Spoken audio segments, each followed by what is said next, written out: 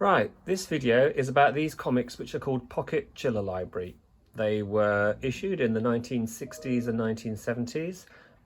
There's very little information about them, but they are very collectible, and on eBay you can pay quite high prices for some of the rarer issues.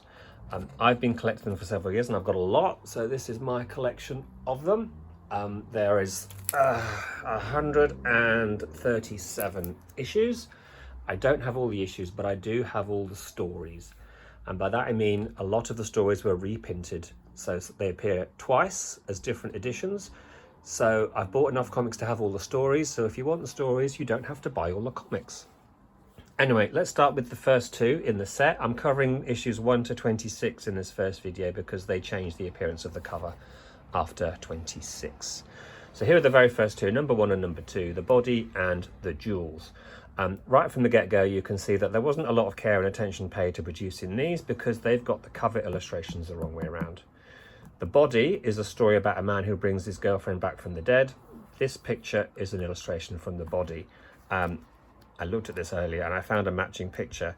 There it is, showing the girl. She's carrying a little boy in her arms, and that's the image they've recreated on the cover.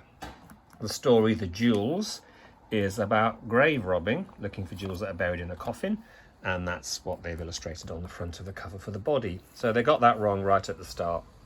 They're very small, they're like A5 size. They didn't cost much. This looks like it says UK, I think that means 1 shilling in old money. But apart from that, there's no other information. There's no author or illustrator credits given. There's nothing on the opening cover, there's nothing on the closing cover apart from the end. All it says is published by Top Sellers in London and printed in Italy.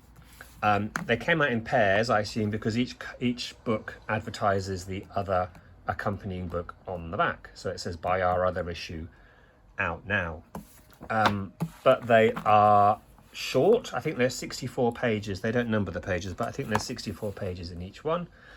And they are kind of well, the illustrations really vary in quality. They have lots of different artists doing them.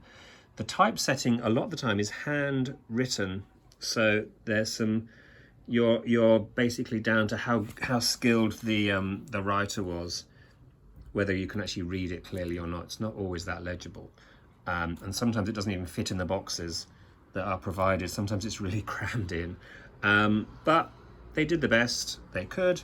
Oh, and the other thing is, these stories often have, these comics have 2 stories in them. So though this says there's the body, I just happen to have it open there.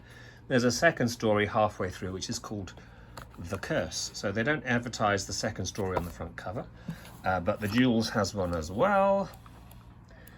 And that's called The Corpse. So we've got The Curse and The Corpse. Second story in each one, but they don't tell you. So that's issues 1 and 2. So let's just go through the remaining issues in the first run.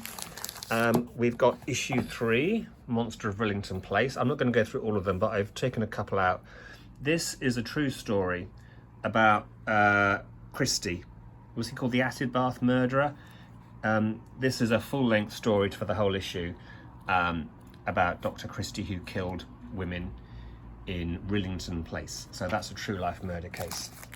Issue 4 is called The Doll, about a ventriloquist doll murdering people. Yeah. Issue 5 is called The Vampire of Dusseldorf. This is a really nasty one. It seems to be a true story, but it's horrible. I'm trying to work out who the murderer is in it. Peter Curtin. So this is a true story of a German killer called Peter Curtin, and that's called The Vampire of Dusseldorf. Then we've got number 6, The Eye. That's 2 stories. Number 7, Hell on Earth. That's 2 stories. Number 8 is about pirates, so not really. There's no supernatural element in that. Number 9 is The Ghost. That's got 2 stories. Number 10 is a space virus about men coming back from space turning into monsters. Number 11 is called To Kill for Kicks. This is also a full-length book, but I don't know who the murderers are. Let's have a look.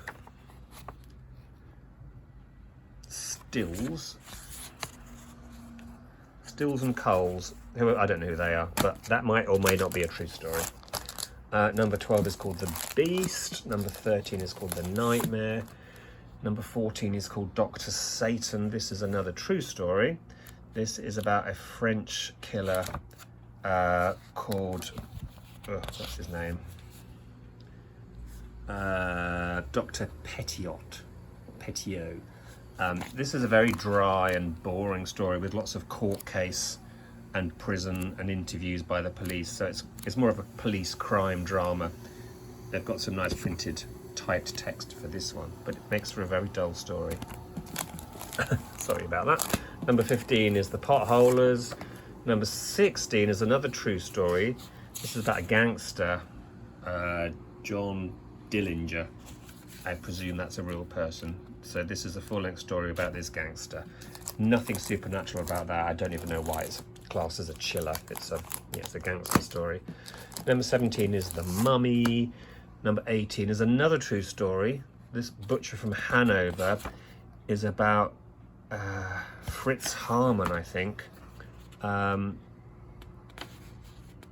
Fritz Hamann, German killer. He killed men, and again, there's some gruesome detail in that, but also there's a lot of text and a lot of court activity and interviews.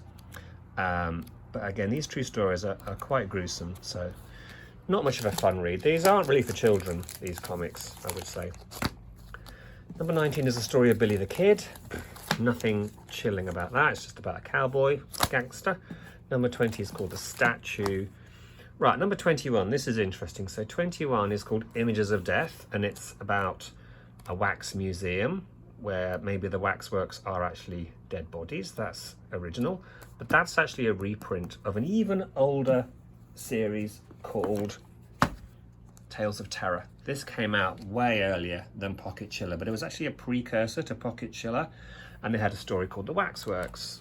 Somebody thought, well, we'll save money and we'll just reprint the entire story of The Waxworks and give it a new name. So Pocket Chiller Library number 21 is just a copy of Tales of Terror, The Waxworks. So maybe you don't need to buy them both. Although these are even harder to find than Pocket Chiller. Pocket Chiller number 22 is called The Body Snatcher. Here's a real mess. So The Body Snatcher, about a man who marries a woman who has sort of witchy powers, is a reprint of a story called Possession, which is from another comic series. This one's called Nightmare Suspense Library. Again, this is even older than the Pocket Chillers. I don't know anything about Tales of Terror or Nightmare Suspense, but they say printed by MV Features. Oh, we've got a date, 1966. Well, at least they've done more official work in their production. But as you can see, this is the same story, The Man with His Wife, but it used to be called Possession. Now it's called The Body Snatcher. A very pointless and unrelated picture of a girl screaming with a bloody handprint. Has nothing to do with The Body Snatcher. That's because that has been repurposed from another comic called The Summer House. This is not The Body Snatcher on the inside, but it is a story about a girl who's haunted by bloody handprints. There is a picture inside of the handprints on her dress. I probably won't be able to find it now. Oh, there we go. Handprints on the dress. So that's why the cover has a girl in a dress with a bloody handprint. Doesn't make any sense as the cover of The Body Snatcher, but as I said, nobody seems to care. People who are responsible for these comics don't seem to care. Anyway, that was number 22. 23, Followers of Satan. That's another reprint. Nightmare Suspense Library, The Devil's Spawn. I believe it's the same story on the inside. It's about natives and snakes and a cult in the jungle who worship snakes. That's the same story, but they've just changed the cover. Thanks, Pocket Chiller Library. Number 24, oh God, here we go again. Hands of Evil. Hands of Evil is a story borrowed from Nightmare Suspense Library, The Medium. This medium has flashbacks about a real murder, and I think she gets strangled by evil hands in it or something like that. Anyway, it's called The Medium in its original format, but they changed it to Hands of Evil, and they used the cover illustration from The Black Death, which is from Tales of Terror. Again, they stole the picture of Black Death and put it on Hands of Evil. a hand rising from the grave and a strange mummified figure has nothing to do with Hands of Evil. It does work for the story of the Black Death, because the Black Death is about a reanimated radioactive monster that stalks the countryside and melts people who come into contact with it. So it does in fact look like that, and it melts people. That's why they've used that picture on the front. Nothing to do with the story of the psychic in Hands of Evil. So yet another mess. Thanks again, Pocket Chiller Library. That's number 24. Number 25. Oh, where's number 25 gone? Oh, it's down here. No, that was 25. The Bloody Flowers is number 25. That's a great cover. And number 26 is Hypnosis, one of my favourite covers. Really nice illustration of a giant spider there, which has nothing to do with the story Hypnosis, but this issue has two stories in it, and the second story is about a giant spider. Eek. It's called The Spider's Web, story number 2. So they used a picture of the spider from The Spider's Web, but they used the title from the first story, which is about hypnosis. They just mixed them up.